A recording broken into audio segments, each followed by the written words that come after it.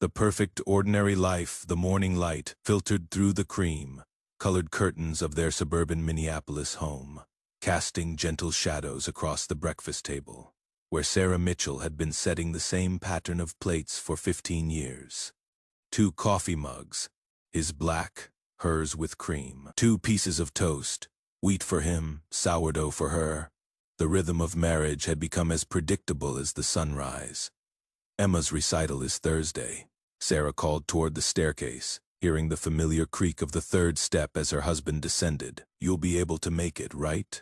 Michael appeared in the doorway, adjusting his navy tie with the same precision he'd maintained every weekday morning since she'd known him. Tall, clean-shaven, with those calm gray eyes that had first attracted her at the coffee shop near Northwestern University. Even at 45, he carried himself with the quiet confidence of a man who knew exactly who he was. "Of course," he said, kissing her cheek with practiced warmth. "I wouldn't miss our little pianist's debut." Sarah smiled, watching him gather his briefcase and car keys. The same leather briefcase he'd carried for over a decade, worn smooth at the edges. Michael Richardson, her Michael, the accountant who brought her flowers every Friday, who fixed the leaky faucet without being asked, who read bedtime stories to Emma with different voices for every character. "Dad, can you help me with my science project tonight?" 10-year-old Emma bounced into the kitchen, her red curls, so much like Sarah's catching the morning light. "Absolutely, sweetheart. What are we building this time? A volcano that actually erupts. Mrs. Patterson says we need baking soda and—" "I'll stop by the store," Michael promised, ruffling Emma's hair. The gesture seemed natural, loving. Everything about him seemed natural. As his sedan pulled out of the driveway, Sarah watched through the window with the contentment of a woman who believed she knew every detail of her husband's soul. Michael Richardson, born in Portland, graduated from Oregon State with a degree in accounting, moved to Minneapolis for work. Met her at Common Grounds coffee shop on a rainy Tuesday 15 years ago. The story of their love had been told and retold at dinner parties, anniversaries, family gatherings. She had no reason to question a single word of it. The house fell into its familiar daytime quiet. Emma at school, Michael at Henderson and Associates accounting firm, Sarah working from her home office designing marketing materials for local businesses. This was the life they'd built together, solid, predictable, safe. But safety, Sarah would soon learn, is often just ignorance dressed in comfortable clothes. The first crack appeared on a Wednesday afternoon in late October, when the leaves outside their window had turned the color of rust and secrets. The first shadows the package arrived on a day when Sarah was rushing to meet a client deadline. The UPS driver left it on the front porch with barely a knock, a small padded envelope addressed to Martin Richardson. Sarah stared at the label. Richardson was Michael's last name, of course, but Martin. She turned the package over in her hands. No return address. The postmark was smudged, unreadable. "Michael must have ordered something online," she murmured to herself, setting it on the kitchen counter. But the name nagged at her. Martin Richardson. Had someone simply made a mistake with the first name? When Michael came home that evening, the package sat waiting. "Honey, this came for you today," Sarah said, handing it over while stirring pasta sauce. "Though they got your name wrong, it says Martin." For just a moment, maybe half a second, something flickered across Michael's face. A shadow, a hesitation. Then he smiled that familiar smile. "Probably my father's name getting mixed up in some database," he said, tearing open the package casually. "You know how these things work." Inside was a small silver pendant. Nothing remarkable, nothing that demanded explanation. Michael examined it briefly, then tossed it into the kitchen drawer with the spare batteries and rubber bands. "Not sure what this is. Probably meant for someone else entirely." The explanation made sense. Sarah forgot about it by dinner time, but the name Martin Richardson had planted itself in her mind like a seed in dark soil. 2 weeks later, the second crack appeared. Sarah was cleaning out Michael's suit pockets before taking them to the dry cleaner. a weekly ritual that had never revealed anything more interesting than forgotten receipts or business cards. This time, her fingers found something different, a small folded piece of paper tucked deep in his inner pocket. She almost threw it away without looking. Almost. The paper was old, yellowed at the edges, with handwriting she didn't recognize. "Martin, the lawyer says the new documents are ready. Everything will be sealed. You can finally start over." Jazara's hands trembled as she read it again. Martin, that name again. And what documents? Start over from what? She stood in their bedroom holding the note, feeling something cold settling in her stomach. The rational part of her mind offered explanations.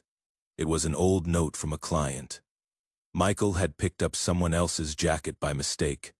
There was a simple explanation for everything, but the handwriting was too careful, too personal. This wasn't a business note. That evening, she watched her husband differently. The way he moved through their kitchen, how he laughed at Emma's jokes, the precise way he folded his napkin after dinner. Everything looked the same, but Sarah felt like she was seeing it all through new glass. "Michael," she said carefully as they were getting ready for bed, "what was your father's name again?" He paused in brushing his teeth through the bathroom mirror. Their eyes met. "Robert," he said. "Robert Richardson. Why?" "Just curious. Emma's doing a family tree project at school." "Ah." He rinsed his mouth, the sound of water filling the silence. "Well, there isn't much to tell about the Richardson side. You know how it is." But Sarah realized she didn't know how it was. In 15 years of marriage, Michael had rarely mentioned his family. His parents were dead, he'd said early in their relationship. No siblings, few childhood friends. A quiet, private past that she'd never questioned because it had seemed to cause him pain. Now, lying in the darkness beside the man she'd shared a bed with for 15 years, Sarah found herself wondering if she'd ever really known him at all. The third crack came a month later, and this one threatened to shatter everything. The investigation. Sarah told herself she was being paranoid, told herself that good marriages were built on trust, not suspicion. But the seed of doubt had taken root, and doubts, once planted, have a way of growing in the dark. She started small, casual questions over breakfast. "Whatever happened to your friend from college?" "What was his name?" Only to remember that Michael had never mentioned any college friends. "Do you ever miss Portland?" Only to realize that in 15 years, they'd never once visited his supposed hometown. Each conversation revealed new gaps. When pressed gently for details about his past, Michael would grow quiet, change the subject, or offer vague answers that satisfied in the moment but left Sarah feeling empty later. The internet search began innocently.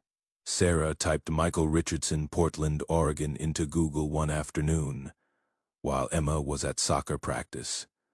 She expected to find nothing, or perhaps an old address, a high school yearbook photo, something ordinary. Instead, she found silence. No Michael Richardson had graduated from Oregon State with an accounting degree in the right years. No Michael Richardson appeared in Portland phone directories from the 1990s. It was as if her husband's past had been carefully erased. Sarah's hands shook as she tried different combinations. Michael Richardson, accountant. Michael Richardson, Northwestern University. Michael Richardson, Minneapolis. Each search yielded nothing that matched the man who kissed her goodbye every morning. Then she tried Martin Richardson. The first hit made her blood run cold. An old newspaper article from Burlington, Vermont, dated 18 years ago. Local man missing after house fire. The accompanying photograph showed a younger version of her husband's face, but the caption read, "Martin Richardson, 27, reported missing after suspicious house fire. Claims life of wife Jennifer Richardson."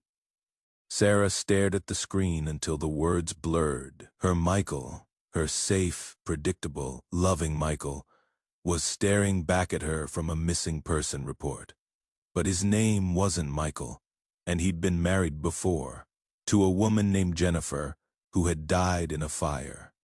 The room spun around her. She gripped the edge of her desk, trying to breathe, trying to think. The man she'd married, the father of her child, was either a missing person or someone impersonating a missing person. Either way, her entire life was built on a lie. With shaking fingers, she continued searching. More articles emerged. Investigation into Richardson fire continues. Wife's death ruled suspicious. Husband still missing, presumed dead. Jennifer Richardson had been found in the basement of their burned home. Carbon monoxide poisoning. The fire had started upstairs, in what investigators suspected was an intentionally set blaze. Martin Richardson, her husband, had vanished the same night. His car was found abandoned near Lake Champlain. After months of searching, he was presumed dead. But he wasn't dead. He was in her kitchen, helping Emma with homework. Sarah printed everything. Article after article, photograph after photograph. The evidence spread across her desk like pieces of a shattered mirror, each reflecting a truth she wasn't prepared to face. Her phone buzzed with a text from Michael, running late. "Start dinner without me." She stared at the message from the man she thought she knew, the man who might be a murderer, the man who had been living in her house, sleeping in her bed, raising her child for 15 years under a stolen name. The woman in the photographs looked nothing like Sarah. Dark hair where Sarah was red, petite where Sarah was tall. But Jennifer Richardson had the same trusting smile Sarah recognized in her own wedding photos. The same smile of a woman who believed she was safe. As Sarah sat surrounded by evidence of her husband's secret life, one thought echoed through her mind: if Michael Richardson was really Martin Richardson, if he had run from a suspicious fire and a dead wife, then who was the man who had been kissing her goodnight for the past 15 years? And what had he done to Jennifer? The confrontation and the truth. The house felt different that evening. The familiar creak of the floorboards sounded ominous. The photographs on the mantelpiece, their wedding, Emma's first steps, family vacations, looked like elaborate props in an elaborate lie. Michael arrived home at 7:30 with Chinese takeout and an apology for being late. He kissed Sarah's cheek, helped Emma with her math homework, and settled into his recliner to watch the evening news. Everything exactly as it had been every evening for 15 years, except Sarah could barely breathe. "Emma, honey, why don't you go get ready for your bath?" she said, her voice somehow steady. "But Dad was going to help me with the hard problems." "I'll help you after your bath," Michael promised. Not looking up from the television, Sarah waited until she heard the water running upstairs, then walked to her desk and retrieved the printed articles. Her hands were steady now. The shock had crystallized into something harder, colder. Michael. She placed the first article on the coffee table in front of him. "We need to talk." He glanced down, and Sarah watched 15 years of carefully constructed persona crack like ice under spring sun. His face went white, then gray. His hands, always so steady, began to shake. "Sarah." His voice was barely a whisper. "Who are you?" She placed another article down. Then another. "Because you are not Michael Richardson from Portland. Michael Richardson from Portland doesn't exist. But Martin Richardson from Burlington does. Martin Richardson, whose wife died in a suspicious house fire 18 years ago. Martin Richardson, who disappeared the same night and was presumed dead." Michael Martin closed his eyes when he opened them. Something had changed. The mask he'd worn for 15 years had finally slipped away, and underneath was a pain so deep it was almost unbearable to witness. "I didn't kill her," he said quietly. "I loved Jenny more than life itself. She was everything to me." "Then why did you run? Why did you change your name? Why did you let everyone think you were dead?" He stood up slowly, walked to the window, and stared out at their suburban street, the life he'd built on the foundation of a lie. "Because her brother was going to kill me," he said. "Because I was the only witness to what really happened that night, and he couldn't let me live." The story came out in broken pieces. Jennifer's older brother, David, had been embezzling from the family construction business. Jennifer had discovered the missing money, threatened to turn him in. David had come to their house that night, high on cocaine and desperate. There had been an argument, a struggle. Jennifer had fallen down the basement stairs, hitting her head on the concrete floor. She wasn't dead when I found her, Martin said, his voice hollow. She was unconscious, but alive. I was about to call an ambulance when David started the fire upstairs. He said it was an accident, that we could call it an accident. But I knew he was going to let her die down there. Martin had carried Jennifer up from the basement, tried to get her out of the house.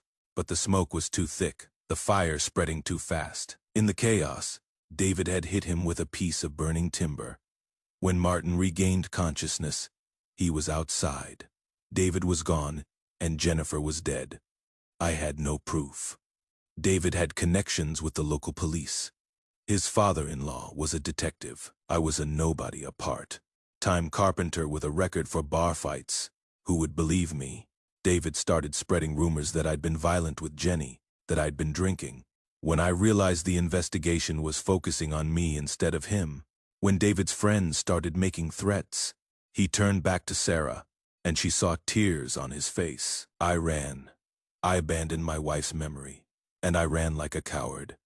I got new papers from someone David's people couldn't track, moved across the country, and became someone else. I told myself it was temporary, that I'd go back when I could prove the truth. But years passed, and I met you, and for the first time since Jenny died, I could breathe again. Sarah stared at this stranger who was her husband, trying to process everything. So you've been living a lie our entire marriage. I've been living Faye as Faye a lie, he corrected, but loving you was never a lie. Loving Emma was never a lie. This family, what we built together, that is the only real thing I've had since Jenny died. But you lied to me every day for 15 years. Our marriage license, Emma's birth certificate, everything has a false name on it. I know. His voice broke. I know. And I hate myself for it. I wanted to tell you 1,000 times, but I was so afraid of losing you, of losing Emma. You too are my whole world, Sarah. You saved my life. They stood in their living room, surrounded by the evidence of both his deception and their life together. Upstairs, Emma was splashing in the bathtub, unaware that her father's name wasn't really her father's name, that her family was built on quicksand. The package, Sarah said suddenly, the one addressed to Martin. Someone knows you are here. His face went even paler. I've been getting messages for the past few months. I think David's been looking for me. His wife died last year, and maybe that changed something for him. Maybe he wants to confess, or maybe he wants to finish what he started. Oh, God. Sarah sank onto the couch. Emma, if he comes here, he won't hurt you or Emma. This is between him and me. But Sarah, he knelt in front of her, taking her hands in his. I understand if you can't forgive this. I understand if you want me to leave. But please, please don't let this destroy Emma's sense of safety. Whatever happens between us, she doesn't deserve to pay for my mistakes. Sarah looked down at their intertwined hands, her pale fingers against his darker ones, the wedding ring she'd placed on his finger 15 years ago, the small scar on his knuckle from when he'd cut himself fixing Emma's bicycle. These hands had held her during her mother's funeral, had taught Emma to tie her shoes, had built the treehouse in their backyard. These hands might have belonged to a man with a false name, but they belonged to the man who had loved her faithfully for 15 years. I don't know if I can forgive you, she said honestly. I don't know if I can trust you again. But I know I don't want you to disappear from Emma's life the way you disappeared from everyone else. Martin, she still couldn't think of him as Michael, nodded, tears streaming down his face. What do we do now? She asked. I don't know, he admitted. For the first time in 18 years, I don't know. Upstairs, Emma called for her daddy to come read her a bedtime story. They both looked toward the staircase, toward their daughter who was still innocent of the weight crushing down on their family. Go to her, Sarah said quietly. Whatever your name is, you are still her father. As Martin climbed the stairs, Sarah remained in the living room surrounded by newspaper clippings and the shattered pieces of everything she'd believed to be true. Outside, Their neighborhood was settling into evening routines, children finishing homework, parents cleaning up dinner dishes, families living their honest, uncomplicated lives. Sarah Richardson, or was she Sarah Martinez now, had thought she was living such a life. Instead, she had been living in a carefully constructed shelter built from love and lies in equal measure. The question now was whether that shelter could withstand the storm of truth that was finally breaking overhead. In the distance, she heard Martin's voice reading Emma, a story about brave princesses and hidden kingdoms. Some stories, Sarah realized, have endings that feel like justice. Others simply have endings that feel like survival. She wasn't sure which kind of story hers would be, but as she listened to her husband, whatever his name, reading to their daughter in the voice she'd known and trusted for 15 years, Sarah understood that sometimes love and truth are not the same thing. Sometimes they are not even compatible. And sometimes choosing between them is the most impossible decision a person can make. The story would continue tomorrow, and the day after that, and for all the days that followed. The difference now was that Sarah would be awake for all of it, fully aware that the man she loved was a mystery she might never completely solve. But perhaps in the end, mystery was just another word for faith. And after 15 years, she wasn't quite ready to abandon faith entirely. Not yet.